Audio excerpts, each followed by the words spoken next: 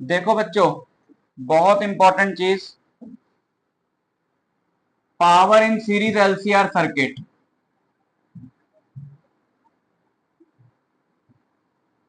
Series LCR circuit में power क्या, जैसे कि हमने हमने क्या क्या देखा कि अगर हमारा एक आर ओनली सर्किट है, एल ओनली सर्किट है, सी ओनली सर्किट है, और उसमें हमने सब देख लिया कि उसमें करंट क्या होता है, वोल्टेज क्या होता है, उसके क्या रेजिस्टेंस होता है, इंपीडेंस होता है, कैपेसिटिव रिएक्टेंस, सब कुछ।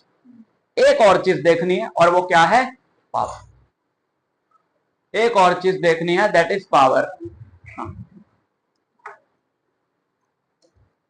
तो सीरीज एलसीआर सर्किट है, अप्लाइड वोल्टेज क्या है? E equal to E naught sine omega T. Applied voltage क्या है? E equal to E naught sine omega T. और करंट क्या है? सीरीज एलसीआर सर्किट में फाई का फेज डिफरेंस आता है, तो करंट क्या है? I naught sine omega T minus five. Five का फेज डिफरेंस था ना। अच्छा देखो देखो देखो, करंट जो है, हमने हमने क्या पढ़ा परसों? हमने पढ़ा रेजिस्टेंस, रेजोनेंस के बारे में। रेजोनेंस क्या था? अंडर रूट एक्सएल माइनस, है ना। रेजोनेंस मतलब इंपीडेंस क्या था? ये। और रेजोनेंस पे एक्सएल इक्वल टू क्या हो जाता है? एक्सी। एट रेजोनेंस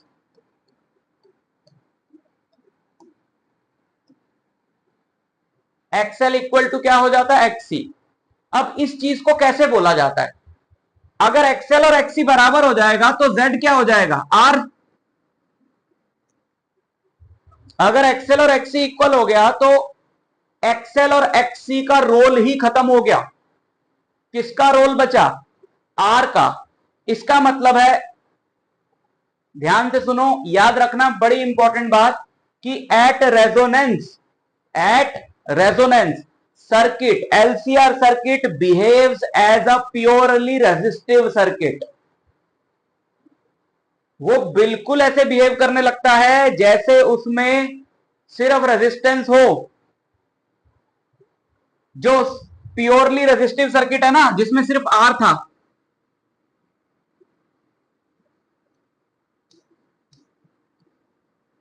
जिसमें सिर्फ आर था, उसमें हमने कितना वोल्टेज अप्लाई किया? E equal to E naught sine omega T. R only वाले में ई हमने अप्लाई किया और आई कितना मिला? आई नॉट साइन। आर ओनली वाले में ई और आई के बीच में फेज डिफरेंस कितना होता है? जीरो। अच्छा, अब रेजोनेंस की बात चल रही है तो जरा एलसीआर सर्किट पे आओ, और सारी प्रॉपर्टी जो एलसीआर सर्किट की रेजोनेंस पे हम निकालेंगे वो यही वाली आने वाली है, प्योरली रेजिस्टिव सर्किट की। इसमें करंट क्या है? आई। ओम्स लॉ अगर मैं लगाऊं तो करंट क्या है? E by R. पहली प्रॉपर्टी, करंट क्या है इसमें? E by R. एलसीआर में रेजोनेंस पे जेड इक्वल टू क्या हो जाता है? आर। और एलसीआर, सीरीज एलसीआर सर्किट का जो आई है वो ई बाय जेड है। उसका आई क्या है? E by Z. और जेड इक्वल टू तो आर हो गया, तो आई क्या हो गया? E by R. ठीक। दूसरी बात, इसमें ई और आई के बीच में फेज डिफरेंस कितना होता है? जीरो। जीरो। इंपीडेंस ट्रायंगल देखो, इंपीडेंस ट्रायंगल जो है, इंपीडेंस ट्रायंगल सिखाया था ना, ये फाई लेना होता है, ये एक्सएल माइनस एक्सी लेना होता है, ये जेड लेना होता है, ये आर लेना होता है। तो टेन फाई क्या होता है? टेन फाई होता है XL minus XC by R. XL minus XC by R, ठीक है। XL minus XC by R. XL और एक्सी अगर बराबर है, एक्सएल और एक्सी रेजोनेंस पे बराबर है, तो न्यूमरेटर क्या हो जाएगा? जीरो। टेन फाई क्या हो जाएगा? जीरो। और फाई क्या हो जाएगा? जीरो। टेन थीटा जीरो कहां पे होता है? जीरो पे। इसका मतलब है रेजोनेंस पे फेज डिफरेंस भी और आई के बीच में क्या हो जाएगा? जीरो। सारी प्रॉपर्टी सेम आनी है। मैं क्या समझा रहा हूं कि सीरीज एलसीआर सर्किट पे जैसे ही क्या होता है, रेजोनेंस होता है, वो बिल्कुल ऐसे बिहेव करने लगता है जैसे वो प्योरली रेजिस्टिव सर्किट है। एल और सी का रोल क्या हो जाता है, उस वक्त खत्म हो जाता। समझे? क्लियर? सो अब फेज डिफरेंस पॉजिटिव होगा कि नेगेटिव होगा, ये इस बात पर डिपेंड करता है कि एक्सएल बड़ा होगा कि एक्ससी बड़ा होगा। किसी फ्रीक्वेंसी पे एक्सएल बड़ा होगा, किसी फ्रीक्वेंसी पे एक्ससी बड़ा होगा। तो यहां तो ये +5 भी हो सकता है या -5 भी हो सकता है। 5 जो है वो पॉजिटिव भी हो सकता है ना, और 5 नेगेटिव भी हो सकता है, डिपेंडिंग अपॉन कि एक्सएल बड़ा है या एक्ससी बड़ा है। तो ये +5 भी हो सकता है, ये -5 भी हो सकता है। यानी सीरीज एलसीआर सर्किट में करंट और वोल्टेज के बीच में फेज डिफरेंस है 5, और वो फेज डिफरेंस +5 भी हो सकता है, -5 भी हो सकता है। यानी करंट जो है वो लीड भी कर सकता है और लैग भी कर सकता है। करंट लीड भी कर सकता है और लैग भी कर सकता है। तो मैंने जैसे यहां पे -5 लिया है, तो ऐसा जरूरी नहीं कि -5 ही है। मैंने यहां पे -5 लिया है, तो एज्यूम करो कि करंट जो है वो लीड कर रहा है, लैग कर रहा है। -5 लिया है तो मतलब हमने क्या एज्यूम कर लिया कि करंट क्या कर रहा है, लैग कर रहा है। और एक बात सुनो, जब रेजोनेंस आ जाता है तो सर्किट बिहेव करने लगता है as a purely resistive circuit. लेकिन अगर जो फ्रीक्वेंसी है वो रेजोनेटिंग फ्रीक्वेंसी से ज्यादा हो, फ्रीक्वेंसी अगर रेजोनेटिंग फ्रीक्वेंसी से ज्यादा हो, ये तो मिटा रहा हूं, यहां तो कुछ नहीं दिखाया था।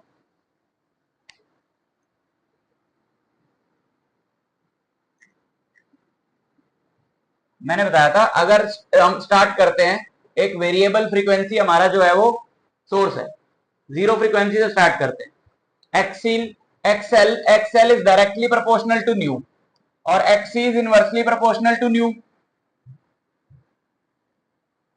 तो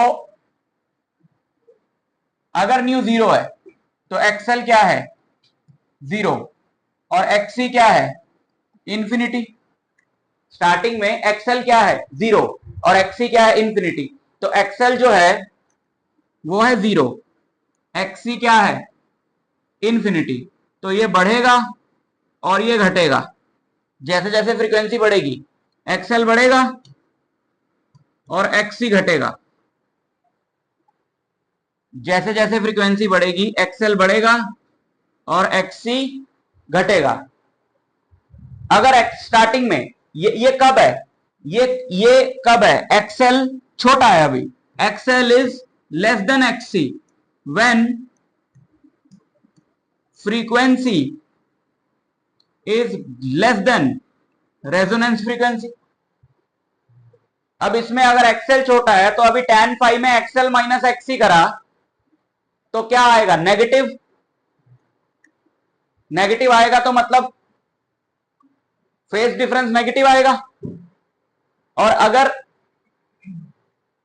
न्यू और न्यू आर बराबर हो जाते तो फेज डिफरेंस 0 आएगा, और nu greater than nu R हो जाता है तो फेज डिफरेंस पॉजिटिव आएगा।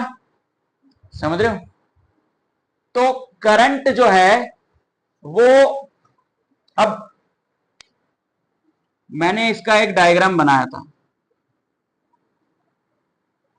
यहां पे हमने लिखा था VL, और यहां पे हमने लिखा था VC, और यहां पे हमने क्या लिखा था, VR, और हमने एज्यूम किया था उस वक्त कि let VL be greater than VC।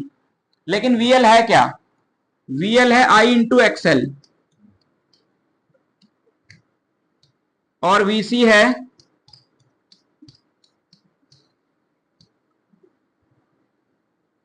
VL है I इंटू एक्सएल, और VC है I इंटू एक्सी। ठीक है? वी है potential drop across inductor, potential drop across capacitor. अब सोचो अगर आई, अब ये सीरीज एलसीआर सर्किट है, सीरीज है तो मतलब आई सेम होगा। तो अगर रेजोनेंस फ्रीक्वेंसी से कम है जब फ्रीक्वेंसी, तो एक्सएल छोटा और एक्सी बड़ा है। अगर एक्सएल छोटा है एक्सी बड़ा है तो वीएल छोटा होगा, और वीएल छोटा होगा तो जो नेट है वो किस तरफ आएगा, इस तरफ आएगा। इन दोनों को जब सब्ट्रैक्ट करोगे, VL छोटा है तो इसका एरो बनाया हमने थोड़ा छोटा, ये तो नेट ये जो VL VC माइनस VL ये इधर आएगा और VR तो है ही इधर, तो इन दोनों का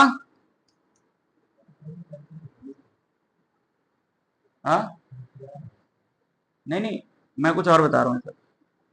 और ये नेट वोल्टेज आएगी V, और ये नेट वोल्टेज और करंट के बीच में ग्राफ आएगा, ये इन दोनों के बीच में फेज डिफरेंस आएगा। समझ में आया? तो अगर तुम किसी क्वेश्चन में, किसी बुक में या खुद से ये वाला डायग्राम बनाते हो या बुक बना हुआ देखते हो तो ये गलत नहीं है। सीरीज एलसीआर सर्किट में कभी VL बड़ा हो सकता है, कभी VC बड़ा हो सकता है। VL कब बड़ा होगा, VC कब बड़ा होगा, रेजोनेंस फ्रीक्वेंसी से कम फ्रीक्वेंसी पे, और VL कब बड़ा होगा, रेजोनेंस फ्रीक्वेंसी से ज्यादा फ्रीक्वेंसी, और दोनों बराबर होंगे तो VL और VC खत्म, और वो सर्किट बिहेव करेगा प्योरली रेजिस्टिव सर्किट की तरह। ठीक है, तो कम फ्रीक्वेंसी पे कैपेसिटर डोमिनेट करेगा और ज्यादा फ्रीक्वेंसी पे इंडक्टर डोमिनेट करेगा, तो कम फ्रीक्वेंसी पे सर्किट बिहेव करेगा एज अ कैपेसिटिव सर्किट और ज्यादा फ्रीक्वेंसी पे बिहेव करेगा एज एन इंडक्टिव सर्किट। ठीक है, समझ गए? तो ये इसके सीरीज एलसीआर सर्किट के पूरा नेचर है। मतलब ये कुछ भी हो सकता है। ये अगर इंडक्टर डोमिनेट कर रहा है तो इंडक्टर में क्या है कि करंट जो है वो लैग करता है, तो अगर इंडक्टर डोमिनेट कर रहा है तो ई को लिए I naught E naught sine omega t, तो आई होगा I naught sine omega T minus 5, और अगर कैपेसिटर डोमिनेट कर रहा है तो ये क्या हो जाएगा +5। तो करंट और वोल्टेज के बीच में जो फेज डिफरेंस है वो 5 का है, तो करंट कैन आइदर बी +5 और -5, उससे कोई फर्क नहीं पड़ता। समझ गए? सो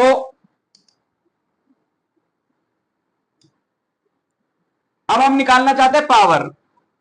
अब ये जो E और I है ना, ध्यान से सुनना, ये जो E और I है इन्हें बोला जाता है इंस्टेंटेनियस वैल्यूज। इन्हें क्या बोला जाता है? इंस्टेंटेनियस मतलब जो किसी पर्टिकुलर इंस्टेंट पे है वैल्यू। ऑब्वियसली अगर तुम्हें पूछेगा कि इस पर्टिकुलर इंस्टेंट पे I कितना है तो तुम्हें उससे T मांगना है, वो T बताएगा, वो इसमें तुम पुट करोगे तभी तो बता पाओगे कि उस इंस्टेंट पे I कितना है। समझ आया? ये जो देखो, इसको जब तुम प्लॉट करोगे तो ये बनेगा, तो किसी पर्टिकुलर टाइम पे, इस टाइम पे ये वैल्यू है, इस टाइम पे ये वैल्यू है, इस टाइम पे ये वैल्यू है, और उन्हीं वैल्यूज को तो ये शो कर रहा है, तो ये है इंस्टेंटेनियस वैल्यूज। तो और पावर छोटी क्लासेस से पढ़ते आओ ना, पावर है V और I का प्रोडक्ट, पावर है V और I का प्रोडक्ट, और V और I लगातार बदल रहे हैं, यानी पावर भी क्या हो रही है, कॉन्टिन्यूसली चेंज हो रही है। तो किसी पर्टिकुलर इंस्टेंट पे जो पावर है उसे क्या बोला जाता है? Instantaneous power. और वो जो इंस्टेंटेनियस पावर होती है वो E और I का प्रोडक्ट होती है, इंस्टेंटेनियस पावर।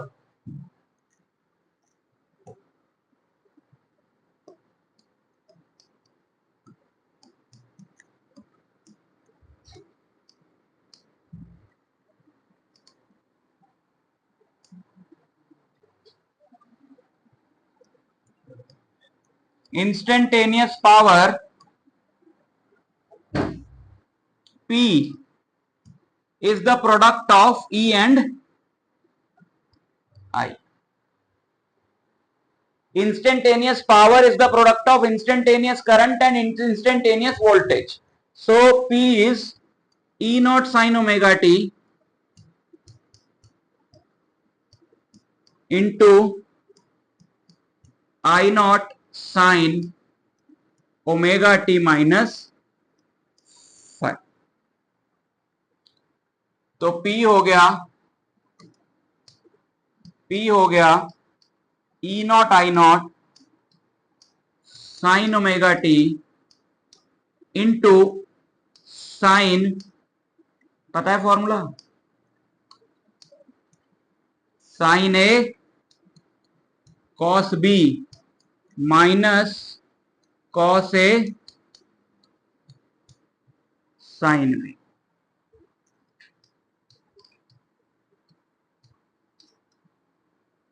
खोला इसको तो आएगा sine square omega T cos five minus E naught I naught sine omega T cos omega t into sign five.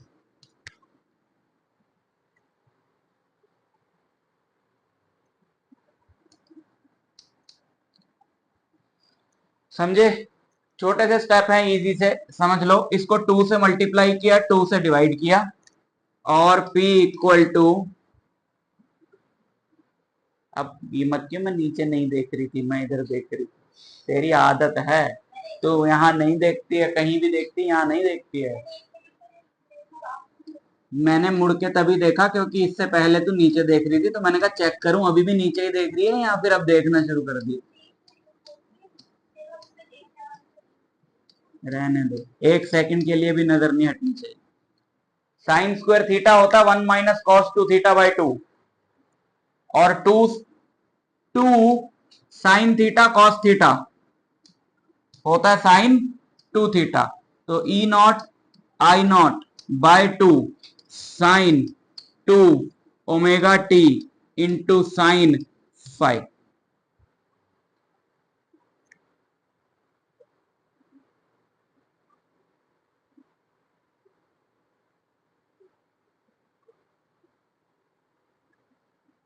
Instantaneous power होती क्या है? देखो, अगर हमें इंस्टेंटेनियस पावर पता है कि इंस्टेंटेनियस पावर होती है instantaneous voltage into instantaneous current, पर हम निकाल क्या रहे हैं इस वक्त? ध्यान से सुनना। इंस्टेंटेनियस पावर तो ये आ गई, देखो हमने बोला power in series LCR circuit, तो इन दोनों को मल्टीप्लाई मैंने करा दिया, ये तो इंस्टेंटेनियस पावर हो गई। कोई बोलेगी भाई नहीं मुझे इंस्टेंटेनियस पावर बताओ, अभी इसी इंस्टेंट पे जो पावर है वो बताओ, तो वो तो ये हो गई। अब हम क्या निकाल रहे हैं, जो हमारा मेन फॉर्मूला है ना, वो क्या है? अगर ये इंस्टेंटेनियस पावर है कि हर इंस्टेंट पे बदल रही है, तो हम क्या निकाल सकते हैं? हम पूरे साइकिल के लिए, एक साइकिल के लिए, एक साइकिल के लिए हम क्या निकाल सकते हैं? Average power. पूरे एक साइकिल के लिए क्या निकाल सकते हैं? Average power. तो उसके लिए हमें क्या करना पड़ेगा? देखो, इंस्टेंटेनियस पावर क्या होता है? D W by D T, E naught I naught by 2 E naught I naught by 2 cos 5 minus E naught I naught cos 2 omega T by 2 cos 5। दोनों के साथ कर दिया ना, minus E naught I naught by 2 sine omega T sine 5, और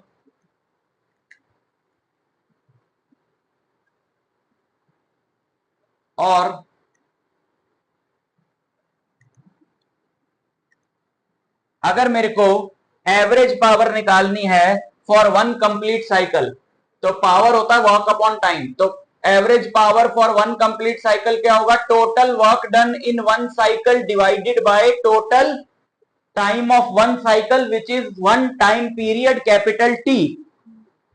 तो total work of one cycle कैसे आएगा? D W small time D T का जो वर्क है वो है E naught I naught by 2 cos 5 D T minus E naught I naught by 2 cos 2 omega T cos 5 D T minus E naught I naught by 2 sine omega T sine 5 D T. ये नीचे वाला D T इधर चला गया, पर मेरे को D W नहीं चाहिए, मुझे टोटल वर्क चाहिए एक कंप्लीट साइकिल का। तो टाइम की लिमिट 0 टू टी लगा के मैं इन तीनों को इंटीग्रेट करूंगा, तो मुझे टोटल वर्क मिलेगा एक साइकिल का। इसको इंटीग्रेट करके जो आएगा दैट इज डब्ल्यू, और उसको कैपिटल टी से डिवाइड करके मेरे को एवरेज पावर मिलेगी फॉर वन कंप्लीट साइकिल। लेकिन ये देखने में इंटीग्रेशन जितने बड़े लग रहे हैं उतने बड़े हैं नहीं। तो एक बहुत इंपॉर्टेंट रिजल्ट बता रहा हूं फिजिक्स के लिए, मैथ्स के लिए, जरा ध्यान से सुन लो।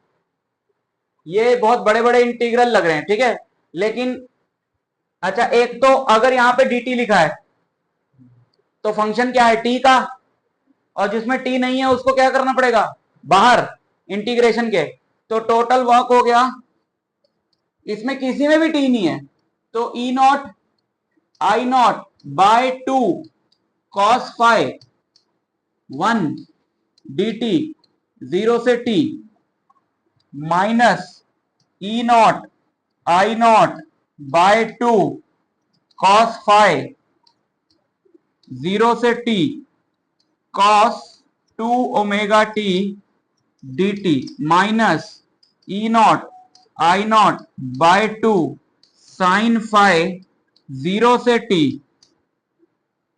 Sign omega t dt।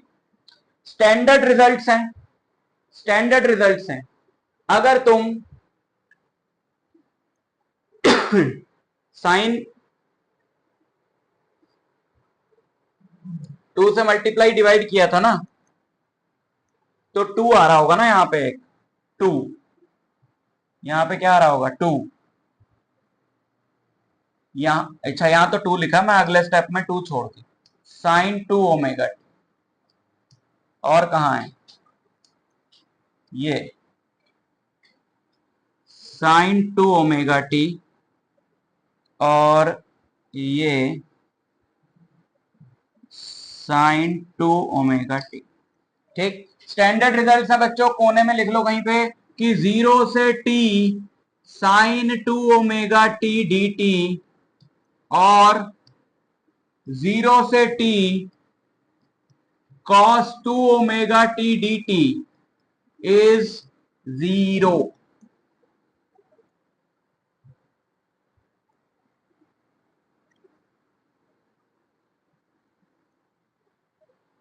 ठीक है,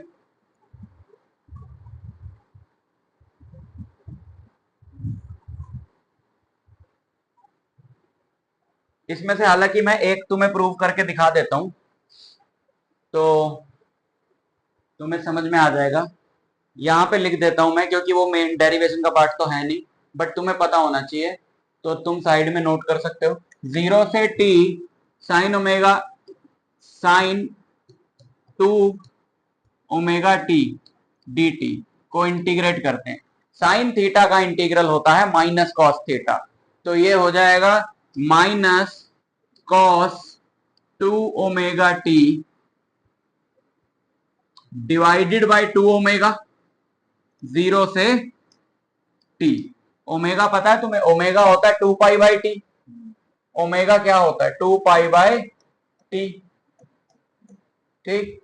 सो ये हो जाएगा -1/2 ओमेगा, अपर लिमिट, पहले हम लिखेंगे t की जगह कैपिटल T, और ओमेगा की जगह लिख दिया 2 pi by T into T, minus फिर t की जगह 0 लिखेंगे तो पूरा ही 0 हो जाएगा, ये t से t कटा, बचा cos 4 पाई, cos 2 पाई के मल्टीपल्स पे सारा क्या होता है, cos 2 पाई के मल्टीपल्स पे cos 0 क्या होता है 1, तो वही होता है cos 2 पाई, वही होता है cos 4 पाई, वही होता है cos 6 पाई।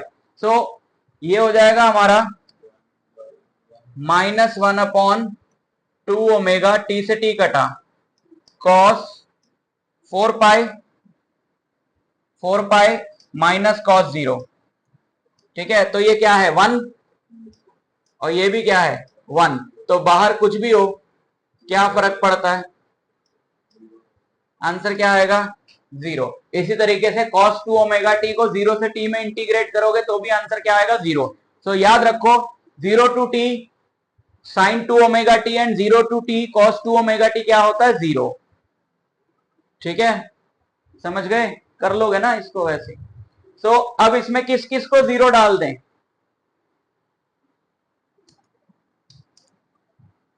ये 0 और ये 0, बची सिर्फ फर्स्ट टर्म जिसमें कि E naught I naught by 2 cos 5 है,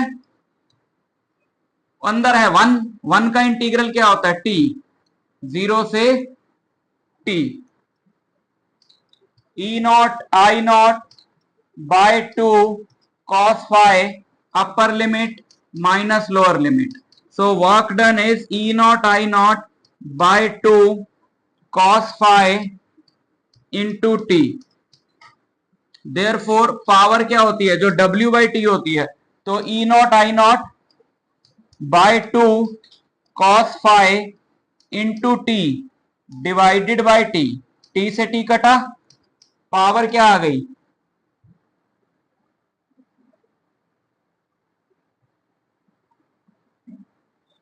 E naught I naught by 2 cos phi, और फाइनल रिजल्ट यहां पे लिख देता हूं, यहां पे नोट करना इधर से, P इक्वल टू, नीचे वाले 2 को कैसे लिख सकते हैं, E नॉट बाय रूट 2 और I naught by root 2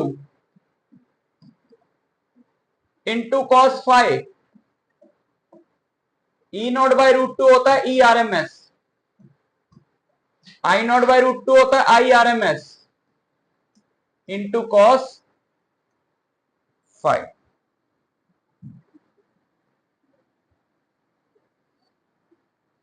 power का फॉर्मूला याद रखना है, E R M S into I R M S into cos 5, series LCR circuit की पावर का फॉर्मूला भूलना नहीं। तो पावर क्या है, पावर है E R M S into I R M S into cos 5, यानी कि सीरीज एलसीआर सर्किट की जो पावर है वो डिपेंड कर रही है 3 चीजों पे,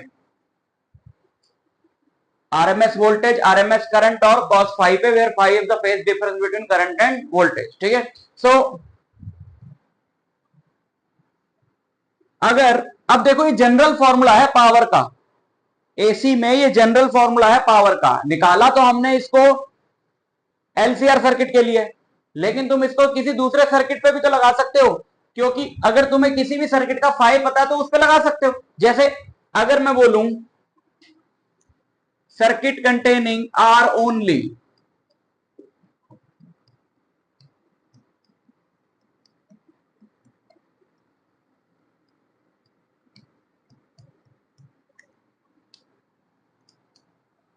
circuit containing R only, phi क्या हो गया आर ओनली में 0, तो कॉस 0 क्या होता है 1, तो पावर क्या हो गई E R M S into I R M S, ये पावर हो गई ना।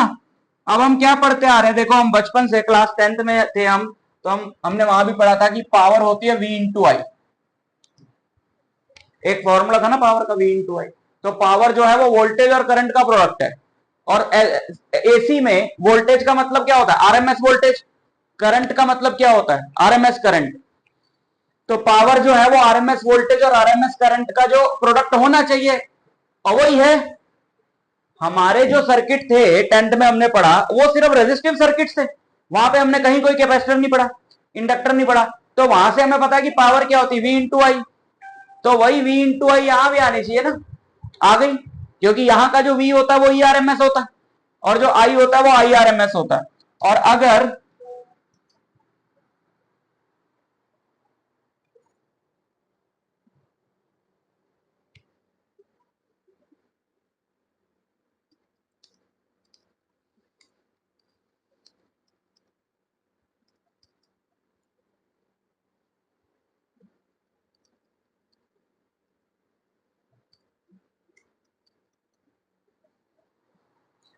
अगर हो सर्किट कंटेनिंग L ओनली और C ओनली, तो फाई क्या होता है 90, कॉस 90 क्या होता है 0, तो पावर क्या होगी 0, ऑब्वियसली पावर जीरो नहीं हो सकती, बट हम बात कर रहे हैं एवरेज पावर की पूरे साइकिल के लिए, इंस्टेंटेनियस पावर की बात नहीं कर रहे। तो एवरेज क्या आएगा एल और सी के लिए? जीरो। इस पे और डिस्कशन होगा थोड़ा डिटेल में, वॉटलेस करंट एंड वो चीजें, बट अभी हमारा डिस्कशन वो नहीं है। तो इसका मतलब है कि पावर मेजरली डिपेंड किस पे कर रही है? cos फाइव पे। cos फाइव पे डिपेंड कर रही है ना, क्योंकि ई आरएमएस और आई आरएमएस तो सब में ही है, तो पावर डिपेंड कर रही है cos फाइव पे। cos फाइव 1 था तो पावर हो गई ई आरएमएस आई आरएमएस, cos फाइव 0 था तो पावर हो गई 0। तो cos फाइव को बोला जाता है पावर फैक्टर।